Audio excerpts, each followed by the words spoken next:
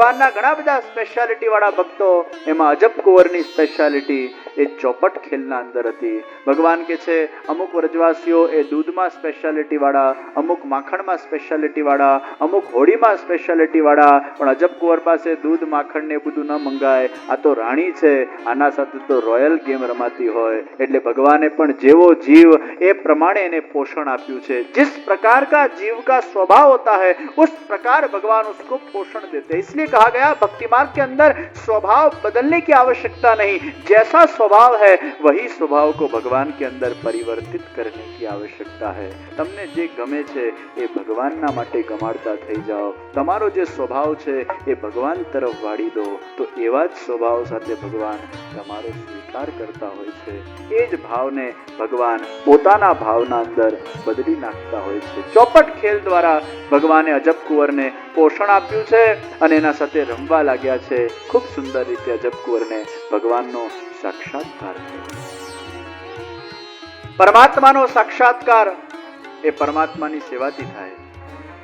પરમાત્માની સેવા કરતા જાઓ, એક દિવસ ભગવાનનો, જો ભગવાનની કૃપા હશે તો નિશ્ચિત સાક્ષાત્કાર થતું હોય છે.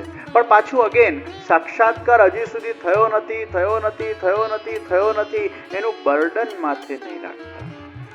કારણ કે એનું બર્ડન આવશે ને તો તમે જે સેવા કરી રહ્યા છો એમાં મજા નહીં આવે. તમે કોઈ પણ ચાહને બર્ડનના રૂપે માથા પર નહીં રાખો. એ જો બર્ડનના રૂપે આવશે તો તમે જે કરી રહ્યા છો પુરુષાર્થ, એમાં તમને ક્યારે પણ સેટિસ્ફેક્શન નહીં મળે. बस करते जाओ और कब तुम पहुंच जाओगे तुम्हें पता भी नहीं चलेगा. પણ સાક્ષાત્કાર થાય એટલે હું ભક્તિ કરું, આ ભક્તિનો સિદ્ધાંત નથી. પણ હું ભક્તિ કરતો જાઉં. સાક્ષાત્કાર થાય ત્યારે થશે, પણ અત્યારે જેની હું સેવા કરું છું એ પણ સાક્ષાત જ મારા સામે છે. એ ભાવને જાગૃત કરીને જ્યારે તમે સેવા કરો છો ત્યારે તમે જે સેવા કરી રહ્યા છો એમાં જ તમને સાક્ષાત્કારનો અનુભવ થઈ જાય. સમય ક્યારે પણ પાછું નથી આવતું. એટલે જ તો ભગવાનની બહુ મોટી કૃપા કહેવાય. જો આપણા જીવનના અંદર સારો સમય ભગવાન આપતા હોય, એ સારો સમયના અંદર આજનો લાહવો લીજીએ રે કાલ કોણે લીધી. એ આજનું મહત્વ સમજો, વર્તમાનનું મહત્વ સમજો. સત્કાર્ય કરવા માટે કાલ નહીં કરતા ભાઈ. અત્યારે જો અનુકૂળતા હોય તો સત્કાર્ય કલ કરે સો આજ કર, આજ કરે સો અભી. એ ભાવનાને જાગૃત કરીને વ્યક્તિએ સત્કર્મ કરવા જોઈએ. અવસર કષ્ટ બન કે ભી આતા હૈ, અવસર સુખ. એટલે કષ્ટ મળે ત્યારે ભગવાન તમને રિયાલિટી સમજાવે છે. This is life, take life as a life, don't expect much from the life. This is life. આ રિયાલિટી જેને ખબર પડી જાય જીવનની, એનું જીવન બદલાઈ જાય.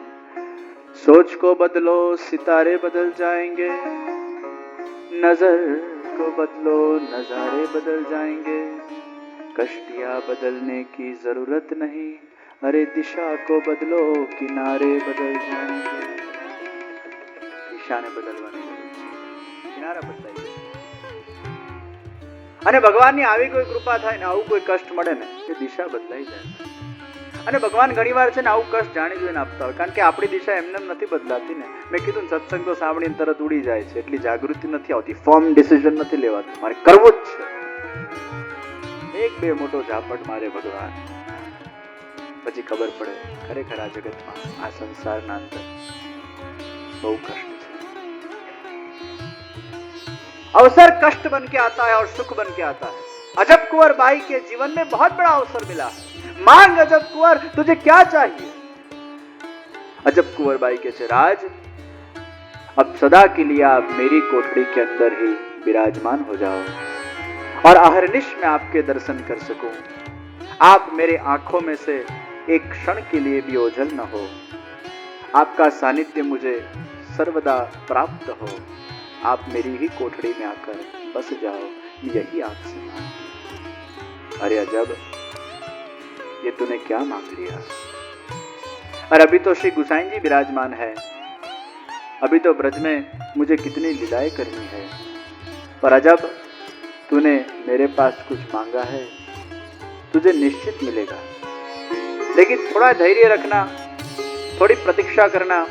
मैं तुझे वचन देता हूं, आज से 100 साल के पश्चात मैं तेरी यही कोठरी के अंदर मेरा भव्य मंदिर बनाऊंगा और सालों साल तक यही कोठरी के अंदर विराजमान होकर मैं अनेक भक्तों का कल्याण करूंगा, अनेक लोगों को मेरे दर्शन से मैं सुंदर रूप से लाभान्वित करूंगा। हे अजब कुंवर, तू थोड़ी प्रतीक्षा कर, 100 साल के बाद तेरी यही कोठरी में मेरा भव्य मंदिर बनेगा। वचन आप्યું છે। अरे राज 100 साल किसने देखे? 100 વર્ષ કોણે કીધા? અને હું જીવતી પણ હોઈશ। ભગવાને આયુષ્યનું પણ વરદાન આપ્યું।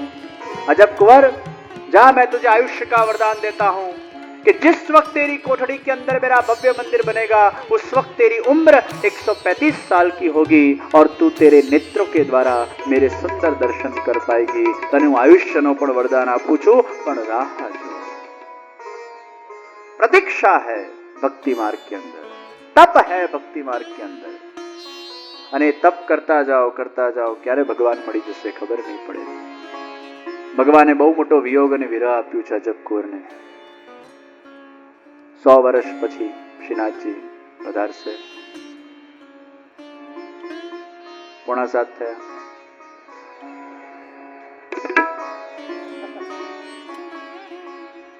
એટલે 100 વર્ષની કથા તો એ 15 મિનિટમાં થાય નહીં, પણ કથા સ્કીપ કરીએ। एक वर्ष,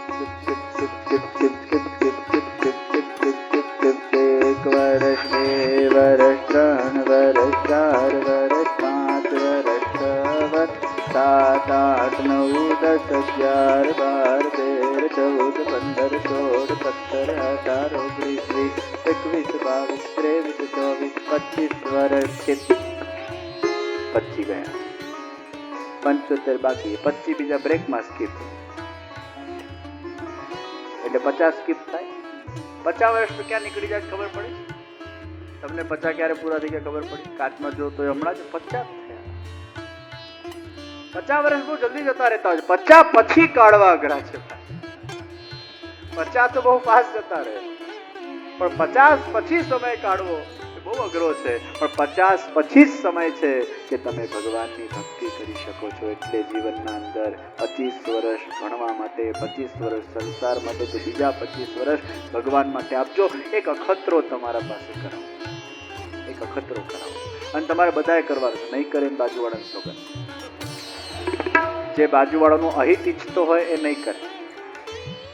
આપણા બધાની ઉંમર 75 વર્ષ ગણી રાખો।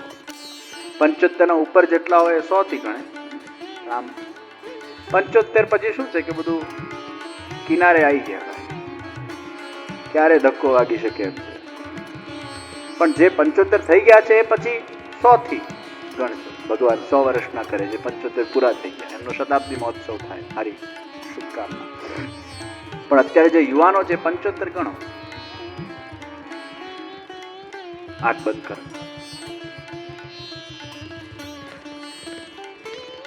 75 નો આંકડો તમારા સામે લાવો। 75 દેખાય છે। હવે તમારી અત્યારે કેટલી ઉંમર થઈ એનો આંકડો સામે લાવો। 75 ના બાજુમાં તમારી જે અત્યારની ઉંમર થઈ એને એના બાજુમાં ગોઠવો, જે ઉંમર હોય।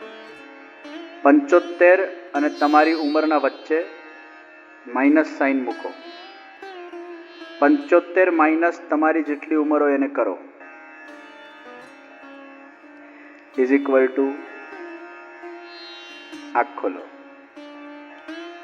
કયો આંકડો આવ્યો? જે આંકડો આવ્યો, કોઈનો 10 આવ્યો, 20 આવ્યો, 25 આવ્યો, 30 આવ્યો। હવે આ જે આંકડો આવ્યો તમારે એટલા વર્ષ જીવવાનું છે। કથાના અંદર સંકલ્પ લેજો કે આ જે આંકડો આવ્યો છે એટલા વર્ષને હું દિવ્ય બનાવવાનો પ્રયત્ન કરું, એટલા વર્ષને હું આધ્યાત્મિક બનાવવાનો પ્રયત્ન કરું, એટલા વર્ષને હું ભક્તિપૂર્ણ બનાવવાનો પ્રયત્ન કરું। આ એક્સરસાઇઝ રોજ કરવાની, કેમ કે આપણે ભૂલી બહુ જલ્દી જતા હોઈએ છીએ। એટલે આ આંકડાની એક્સરસાઇઝ રોજ, ફિગર મૂકવાનો, ઉંમર મૂકવાની, માઇનસ મૂકવાનો। અને જન્મદિવસ આવે ત્યારે થોડુંક રાત જન્મદિવસ પૂરું થાય ને, ઉજવણી વખતે બહુ વિચારવાનું નહીં, પણ પૂરું થાય એટલે કહી દેવાનું એક ઘટ્યું, एक घटी। हम रोज मर रहे हैं भाई, मृत्यु रोज हो रहा है। जब जन्म होता है तब वो मरने के लिए एलिजिबल हो जाता है। जब तुम्हारा जन्म होता है तो मरने के लिए एलिजिबल हो गए हो। मौत कभी भी आ सकती है। बस ये आंकड़ो ध्यान रखજો भाई, અને એ આંકડાને સાર્થક બનાવવાનો પ્રયત્ન કરજો।